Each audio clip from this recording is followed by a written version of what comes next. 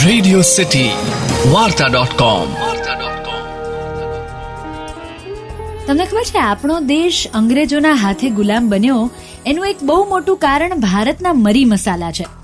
નાનપણમાં ભણવામાં આવતું કે ભારતના મરી મસાલાની યુરોપિયન વેસ્ટર્ન કન્ટ્રીઝમાં એટલી બધી માંગ હતી કે જે યુરોપિયન પ્રજાને ભારત સુધી ખેંચી લાવી અને અલ્ટિમેટલી અંગ્રેજોએ ભારતને ગુલામ બનાવીને આપણી ઉપર રાજ કર્યું. હવે આ મરી મસાલા આજકાલ બહુ ચર્ચામાં છે કારણ કે મસાલા ભરવાની સિઝન ચાલી રહી છે. ત્યારે આજની વાર્તા.com હું તમને ભારતના વિશ્વ પ્રસિદ્ધ મરી મસાલા વિશે સુપર ઇન્ટરેસ્ટિંગ વાર્તા કરવાની છું. કેટલીક એવી વાતો કે જે આજ પહેલા કદાચ તમે ક્યારેય નહીં સાંભળી હોય. Good morning, radio city 91.1 tune in કર્યું છે તમે. મારું નામ છે પૂજા. શરૂઆત ગરમ મસાલાથી કરીએ.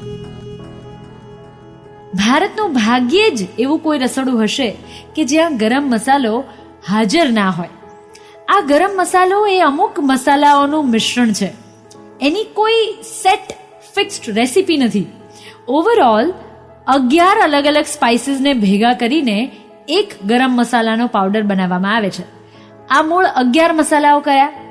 મરી, તજ, ઇલાયચી, વરિયાળી, લવિંગ, બદિયા, એલચો, તમાલપત્ર, જાયફળ, ધાણા, જીરું, જાવંત્રી અને સૂંઠ.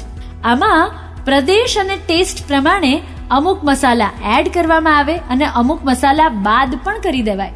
જેમ કે દિલ્હીવાસીઓનો ગરમ મસાલો માત્ર 5 ચીજો વડે બની જાય, તો રાજસ્થાનમાં 6 અલગ અલગ મસાલા વપરાય એક ગરમ મસાલો બનાવવા માટે. પંજાબમાં 13 મસાલા, ગુજરાતમાં 10 મસાલા અને મહારાષ્ટ્રમાં 12 વસ્તુઓ ભેગી કરીને એક ગરમ મસાલો બનાવવામાં આવે. આ ગરમ મસાલામાં હળદર કે મરચાનો સમાવેશ થતો નથી. ઇનફેક્ટ જે મરચું આપણે અત્યારે ખાઈએ છીએ કે જેના વગર આપણું ભોજન આપણને અધૂરું લાગે છે, એ મરચા ઓરિજિનલી મિડલ અને સાઉથ અમેરિકાના ઇન્કા અને આસ્તેક જેવા વિસ્તારોની પેદાઈશ છે. અહીંના લોકો આજથી લગભગ 5000 કરતા પણ વધુ પહેલાના વર્ષોથી મરચાની ખેતી કરતા આવ્યા છે. તો આ મરચું ભારત કેવી રીતે પહોંચ્યું? અને જો આપણે એ વખતે મરચું નહોતા વાપરતા, લાલ મરચું, તો શું વાપરતા હતા? વેલ, આપણે એ વખતે બ્લેક પેપર એટલે કે મરી, જે આપણું મરચું છે, એને મરચા તરીકે તીખાશ માટે વાપરતા. પોર્ટુગીઝ લોકો, એમણે અમેરિકાનો આ પ્રદેશ એટલે કે ઇન્કા અને આસ્તેક આ બંને જીતી લીધેલો અને પછી વર્ષો સુધી એના પર રાજ કર્યું. એટલે નેચરલી પોર્ટુગીઝ લોકો પાસે મરચાનો છોડ હતો. એમને સમજ હતી કે મરચું નામનું કોઈ સ્પાઇસ છે. એના પછી જ્યારે વાસ્કો દ ગામા ભારત સુધીનો રસ્તો શોધી આવ્યા અને દરિયાના રસ્તે જ્યારે ભારત સુધી પહોંચ્યા, ત્યારે પોતાની સાથે મરચાનો પહેલો છોડ એ ભારત લઈ આવ્યા. જોકે મરચાનું ઓરિજિન ભારતમાં નથી, છતાં આજે દુનિયાના કોઈ પણ બીજા દેશ કરતાં ભારતમાં મરચાની વધુ જાતો ઉગે છે. આપણે ત્યાં આશરે 200 અલગ અલગ પ્રકારના મરચાનો પાક અત્યારે લેવાય છે. હવે મરચાની સાથે ઇંગ્લિશ વર્ડ હોટ જોડાયેલો છે. એનું કારણ શું?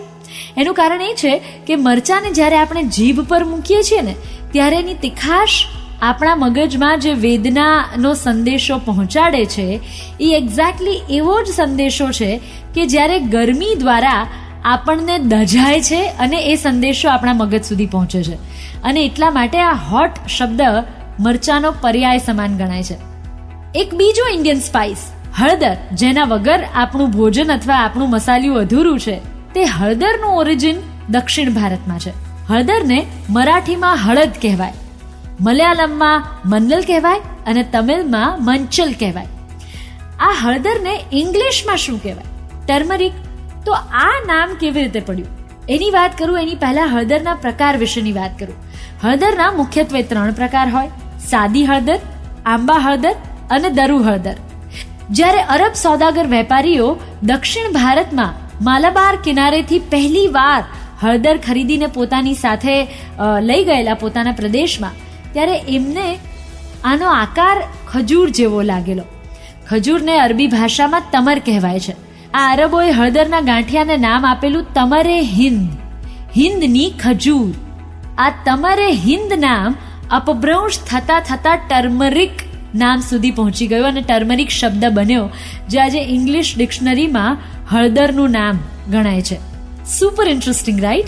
વેલ, મસાલા પરની આજની વાર્તા અને એના ઇન્ટરેસ્ટિંગ ફેક્ટ્સ પર એક આખી સિરીઝ થઈ શકે એમ છે. મે બી આગળની વાત આવતીકાલે તમારી સાથે શેર કરીશ રેડિયો સિટી 91.1 પર. આજની આ મસાલાની વાર્તા.comની વાર્તાને લઈને તમારા કોઈ સજેશન્સ કે ફીડબેક્સ હોય તો મને ચોક્કસ લખીને મોકલી આપજો. રેડિયો સિટી 91.1 ટ્યુન ઇન કર્યું છે તમે. મારું નામ છે Pooja. Good morning. Radio City Warta.com